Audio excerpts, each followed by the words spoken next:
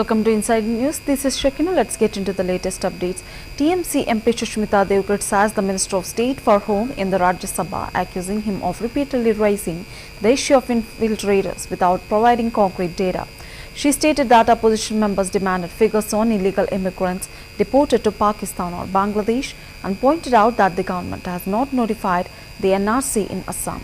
Dev alleged that the minister unfairly blamed Bengal and Congress-ruled states while failing to present data from BJP-led governments, calling his remarks a political speech that violated parliamentary rules. Minister आज राज्यसभा में बोले immigration bill pay. पहली बात तो ये है कि वो बार-बार घुसपैठियों की बात करते हैं। तो हमने सीधा उनसे पूछा कि आपने कितने लोगों को डिपोर्ट किया बांग्लादेश या पाकिस्तान, तथ्य दीजिए। हमने ये कहा कि एनआरसी को आज तक आप लोगों ने असम में नोटिफाई नहीं किया। उन्होंने कहा बंगाल और कांग्रेस शासित प्रदेशों की वजह से घुसपैठी आ रहे हैं। तो इनकी जो डबल इंजन की सरकार है, वहां के क्या तथ्य है वो बता दीजिए।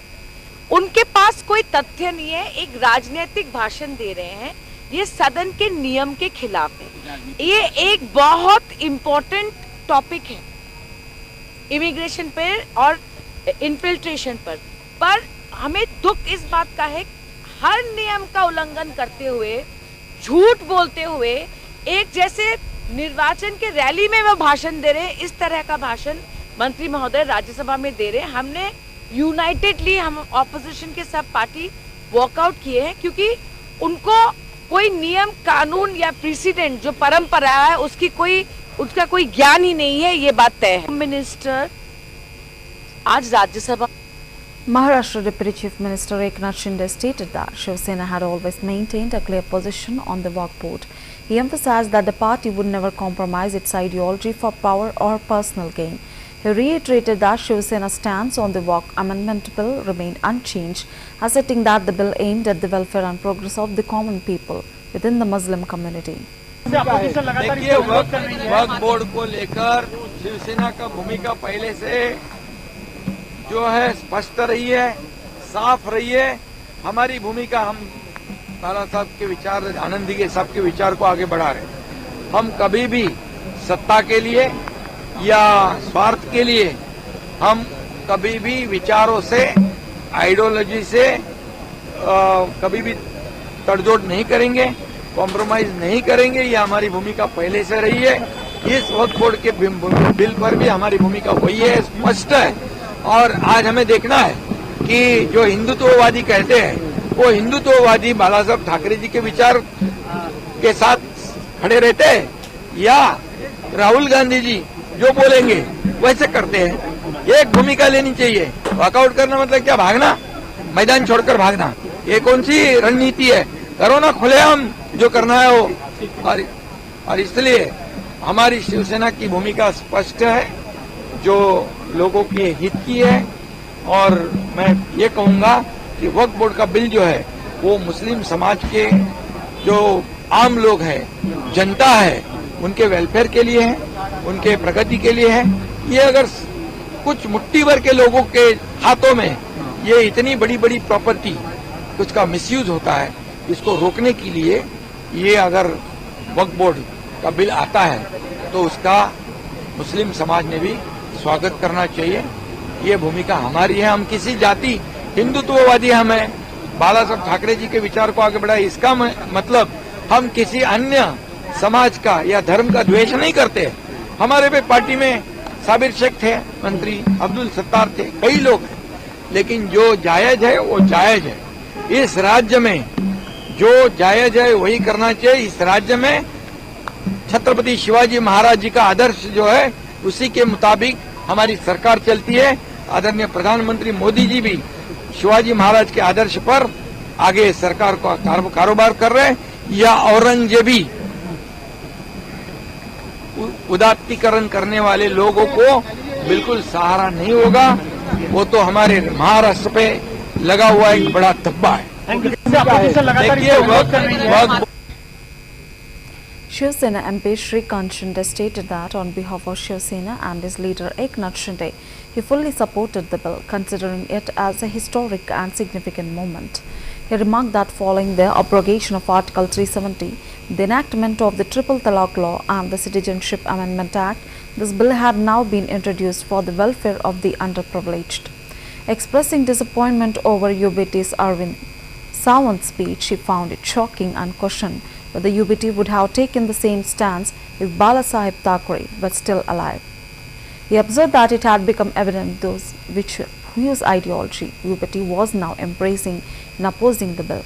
He pointed out that UBT had a valuable opportunity to correct past mistakes, reshape their history and uphold their ideology, but had chosen to discard it instead. He believed that if Balasaheb had been present to read UBT's dissent note, he would have been deeply saddened. मैं मेरी party Shiv Sena और हमारे नेता एकनाथ शिंदे जी की तरफ से इस bill का पूरी तरीके से समर्थन करता हूं और आज एक ऐतिहासिक दिन है। अरे बैठिए बैठिए, अरे हो गया। अरविंद सावंत जी बैठिए, आप please address to this please. आज सबसे बड़ा महत्वपूर्ण दिन है, उस पर भी आऊंगा।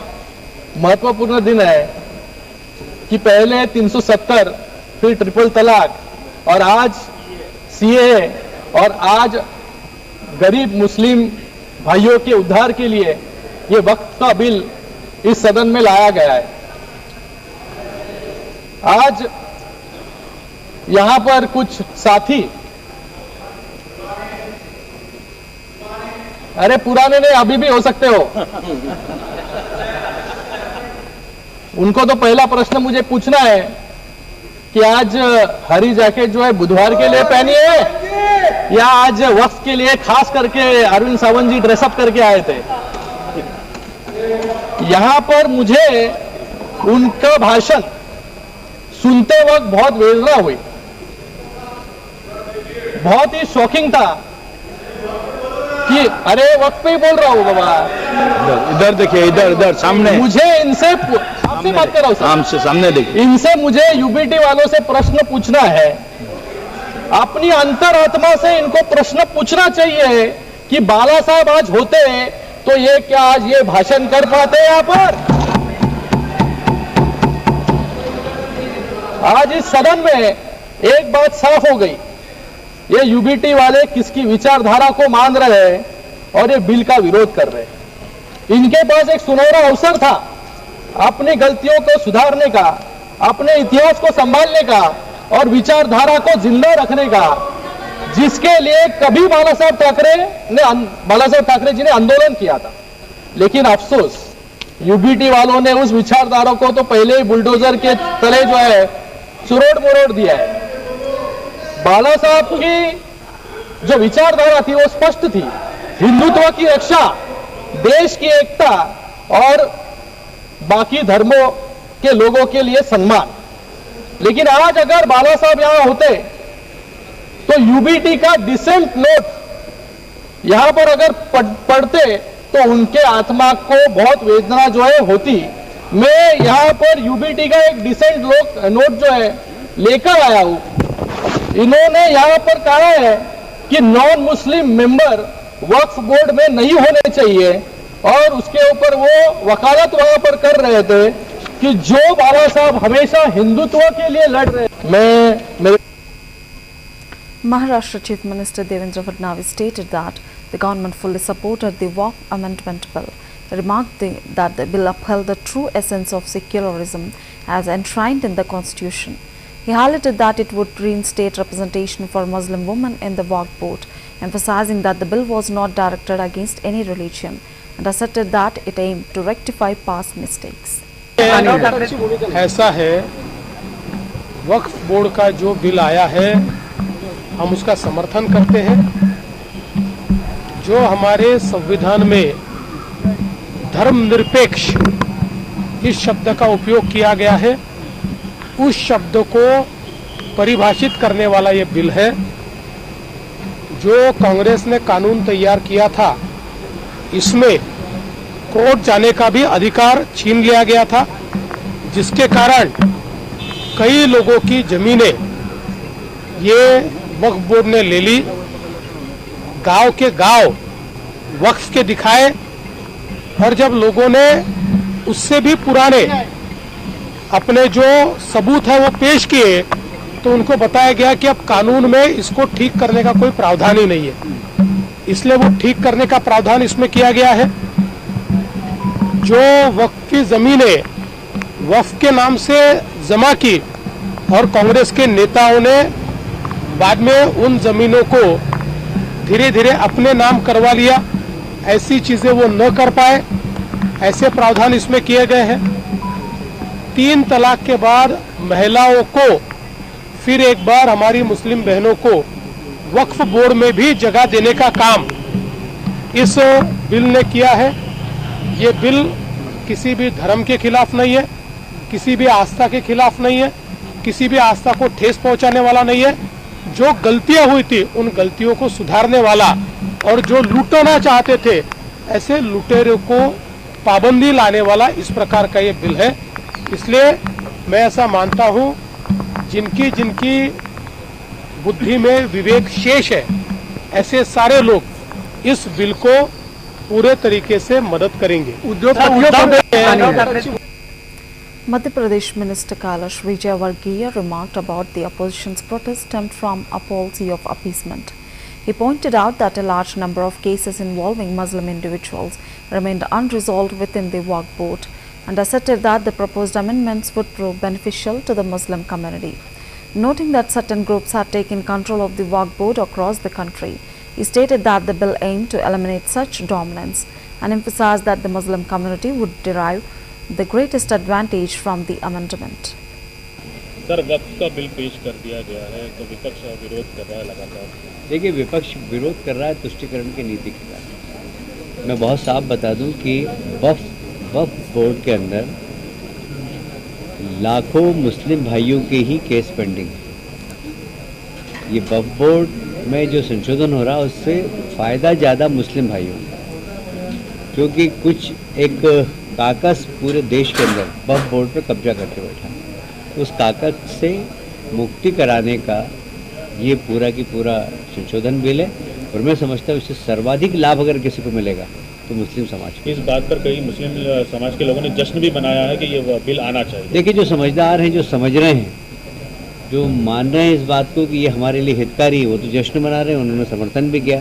और जो लोग नहीं समझ पा रहे हैं या जानबूझकर जो सोया हुआ है उसको तो जगा सकते हैं, पर जो सोने का नाटक करता है उसको आप नहीं जगा सकते। कुछ लोग सोने का नाटक कर रहे हैं तो अब उनको हम कैसे जगाएंगे? इसलिए मैं वो समझदार मुस्लिम भाइयों को बधाई, इसको समझने की ज़रूरत है। लेकिन कांग्रेस इसका मतलब समर्थन नहीं कर रही है, असमर्थन। देखिए, उनको तो वोट चाहिए, उनको किसका फ़ायदा हो रहा है, किसका नुकसान हो रहा है उसकी कोई चिंता नहीं। कांग्रेस को अपना फ़ायदा होना चाहिए, हमें वोट मिलना चाहिए। इसलिए उनका निर्णय अपने हित के लिए होता है, अपनी पार्टी के लिए हित के लिए होता है, वोट की राजनीति के लिए होता है। हमारा निर्णय होता है देश हित में, समाज हित में, दोनों में अंतर। Shiv Sena MP Arvind Sawant stated that he was presenting his views on the Waqf Amendment Bill and mentioned that he had been a member of the Joint Parliamentary Committee and expressed disappointment that clause-by-clause discussions had not taken place until the end. He noted that even non-stakeholders had been invited to the JPC. He alleged that there was a significant gap between the government's words and actions, asserting that the bill was not intended to deliver justice. He warned against assuming that the current approach was correct and suggested that the focus of the government appeared to be solely on the Bihar elections.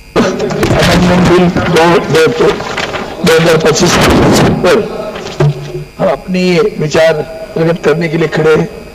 सुबह से बहुत अच्छे भाषण भी सुन रहे हैं।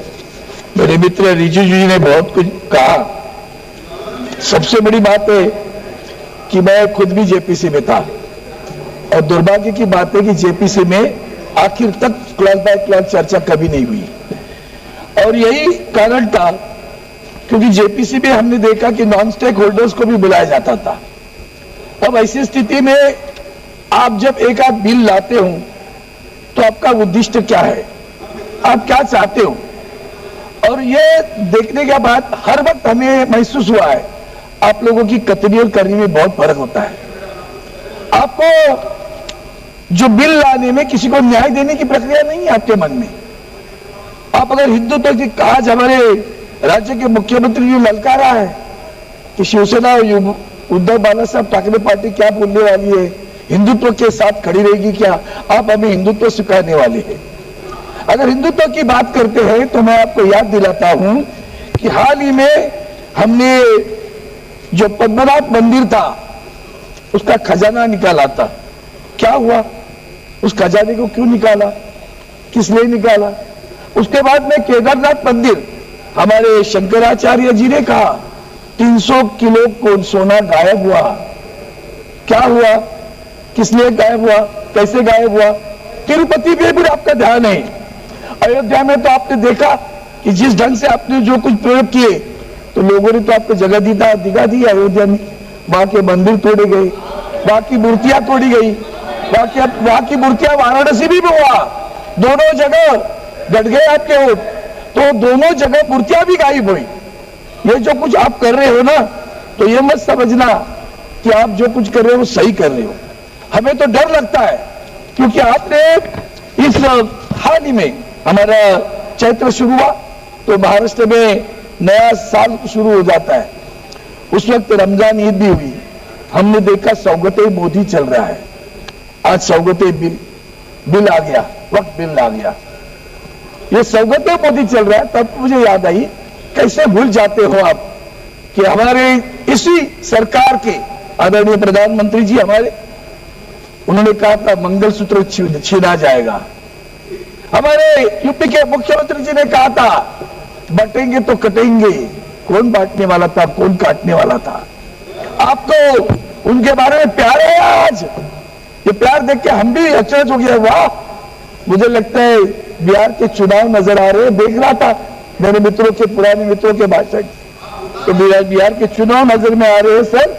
अब आपके amendment bill Former Punjab SAD chief Sukhbir Singh Badal has criticized the Aam Aadmi Party government following the scaling down of security for Punjab leader Bikram Singh Majidhia. He accused the Aam Aadmi Party leaders of being mentally criminally minded and acting without regard for legal systems. Badal expressed concern that the Aam Aadmi Party government believed it had unchecked power and urged officers to refrain from participating in what he termed illegal decisions. He warned that those who comply with such actions would face legal consequences when an inquiry is conducted.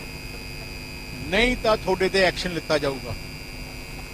ਇੱਕ Z+ protectee ਨੂੰ ਉਹਨਾਂ ਨੇ ਆ ਕਰ ਰਿਹਾ। ਹੁਣ ਸਿੱਧੂ ਮੂਸੇਵਾਲਾ ਨਾਲ ਵੀ ਆਈ ਕੀਤਾ ਸੀ ਇਹਨਾਂ ਨੇ ਕਿ ਸਿਕਿਉਰਿਟੀ ਵਿਡਰਾ ਕਰਕੇ ਤੇ ਉਹਦੇ ਤੇ ਹਮਲਾ ਹੋ ਗਿਆ। ਆ ਸਾਜ਼ਿਸ਼ ਆ ਜਿਹੜੀ ਆਮ ਆਦਮੀ ਪਾਰਟੀ ਹੈ, ਇਹਨਾਂ ਦੇ ਮੈਂਟਲੀ ਕ੍ਰਿਮੀਨਲ ਮਾਈਂਡਡ ਲੋਕ ਆ ਗਏ। ਤੁਸੀਂ ਦੇਖ ਲਓ, ਇਹਨਾਂ ਨੂੰ ਕਿਸੇ ਕਾਨੂੰਨ ਦਾ ਪਰਵਾਹ ਨਹੀਂ, ਕੋਈ ਸਿਸਟਮ ਦਾ ਪਰਵਾਹ ਨਹੀਂ। ਆ ਸੋਚਦੇ ਆ ਕਿ ਅੱਜ ਪੰਜਾਬ ਦੀ ਸਰਕਾਰ ਸਾਡੇ ਕੋਲ, ਅਸੀਂ ਕੁਝ ਮਰਜ਼ੀ ਕਰ ਸਕਦੇ ਹਾਂ।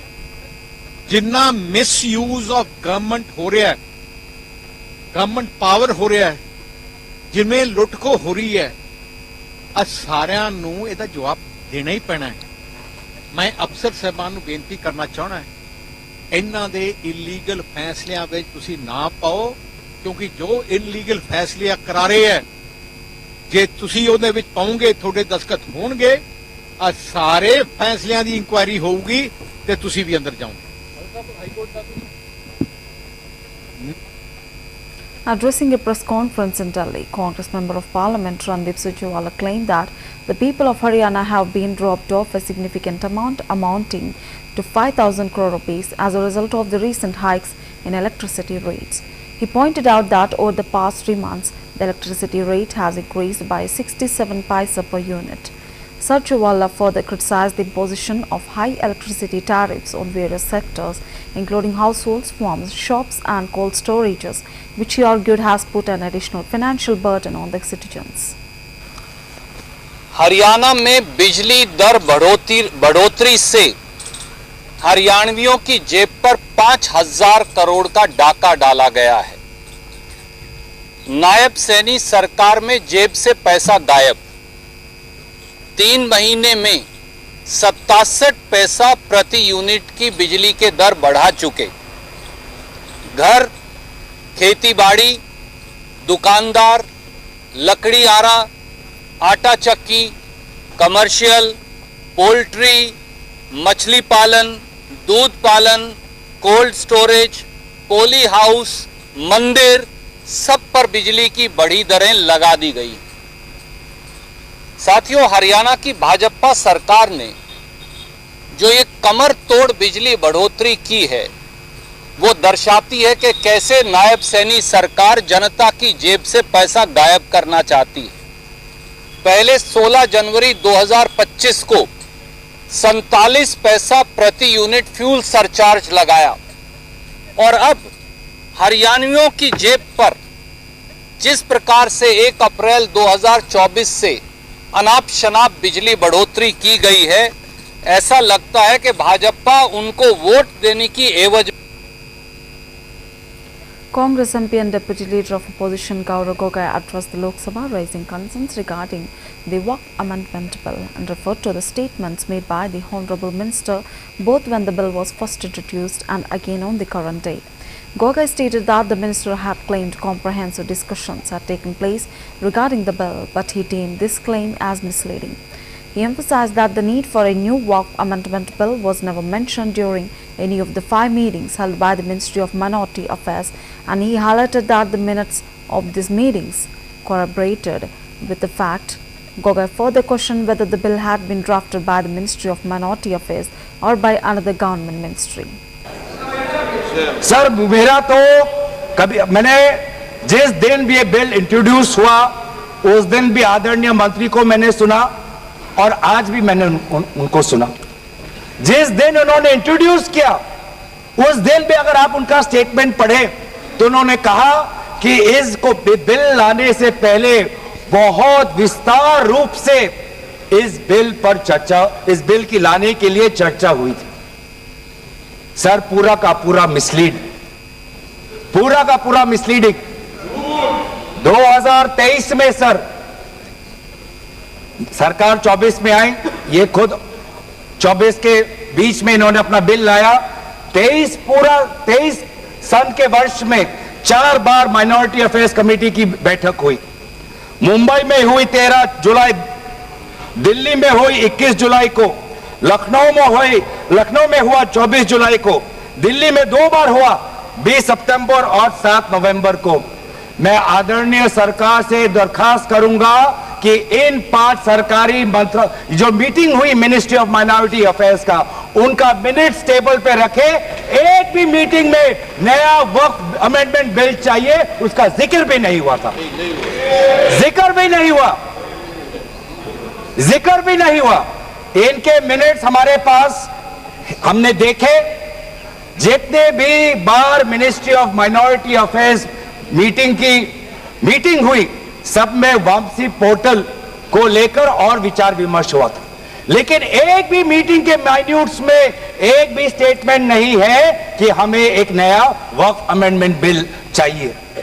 तो मैं तो यही पूछना चाहता हूं कि अगर नवंबर 2023 तक मिनिस्ट्री ऑफ माइनॉरिटी अफेयर्स ने यह वाजे भी नहीं समझा कि नया एक बिल लाने की जरूरत है।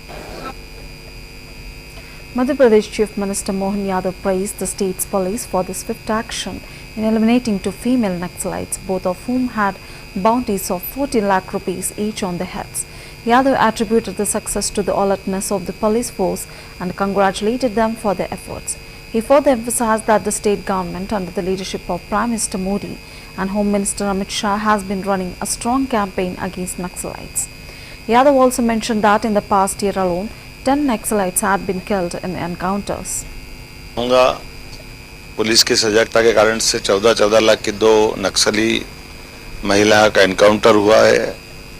हम लगातार नक्सलवादी गतिविधियों के खिलाफ यशस्वी प्रधानमंत्री श्रीमान नरेंद्र मोदी जी के नेतृत्व में, गृह मंत्री जी के मार्गदर्शन में नक्सल विरोधी मूवमेंट में लगातार सक्रियता के साथ हमारे पुलिस जवान लगे हुए हैं। पुलिस बल ने अपनी तत्परता से मंडला जिले में प्रतिमा और ममता नाम की 14 लाख की कुख्यात नक्सली, एक तरह से आतंकवादियों की, उनके खिलाफ पुलिस ने सख्त एक्शन लिया है और इनसे हथियार भी बरामद हुए और कुल मिलाकर के एक भी नक्सली हमारे क्षेत्र में न बचे, ऐसे माननीय प्रधानमंत्री जी और माननीय गृह मंत्री जी के नेतृत्व में हम अभियान चला रहे हैं। आपकी जानकारी के लिए बताना चाहूँगा, बीते 1 साल में लगभग 10 से ज़्यादा नक्सलियों को हमने मुठभेड़ में मार गिराया है।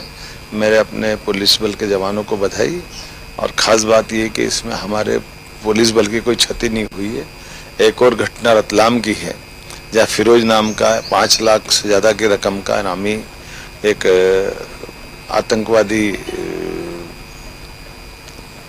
जो वांटेड था, उसको पकड़ा गया है। मध्य प्रदेश की धरती पर ऐसी किसी भी लोगों को जो एंटी नेशनलिस्ट कोई अपनी कार्रवाई चलती है, उनको खिलाफ हमारी सख्त कार्रवाई जारी रहेगी। मेरी अपनी होगा पुलिस की सजगता के कारण। Union Minister and LJP President Chirag Paswan addressed concerns regarding the WACC amendment bill, stating that this is not the first time amendments are being made to the WACC system. He explained that changes and amendments are common in the WACC sector as well as other sectors based on the evolving needs of time. Paswan highlighted that amendments were being made in the WACC sector even until 2013, stressing that there was no reason to spread misinformation. He accused those opposing the bill of engaging in fear-mongering, which he claimed was an attempt to create a false perception. पहली बात तो इस बात को समझने की जरूरत है कि ये संशोधन कोई पहली बार नहीं किया जा रहा है। वक्त में भी और हर किसी चीज में समय समय पर वक्त के हिसाब से संशोधन किए जाते हैं, उसमें बदलाव किए जाते हैं। इससे पहले भी कई बार 2013 तक इसमें संशोधन होते रहे, तब तो किसी ने इस तरीके से भ्रम फैलाने का प्रयास नहीं किया। आज जिस तरीके से भ्रम फैलाया जा रहा है कि ये मुसलमान विरोधी है, असंवैधानिक है, सोचिए भारत की संसद में ये लोग कह रहे हैं कि कोई असंवैधानिक चीज आ सकती है। इतनी प्रक्रियाओं से गुजरने के बाद ये सिर्फ झूठ बोल बोलकर एक परसेप्शन बनाने का जो ये लोग प्रयास करते हैं, जो संशोधन हुआ है वो इसको और मजबूत करने की सोच के साथ किया गया। इस कमेटी में हर दल के सदस्य बैठे थे, मेरी पार्टी के सदस्य इसमें मौजूद थे, अरुण भारती जी। इसमें जो बदलाव किए गए हैं इस सोच के साथ किए गए हैं कि कैसे इसको और शक्तियां प्रदान की जाए और ऐसे लोग जिनके साथ संभवतः अन्याय हो रहा है कैसे उनको न्याय दिलाया जाए। आज अगर इससे किसी को तकलीफ है या होनी चाहिए, ये वही लोग हैं जो इसमें भ्रष्टाचार करते हैं, ये वही लोग हैं जो गरीब मुसलमानों से उनका हक छीनते। Well, that's a wrap for Inside News. Keep watching CVR English.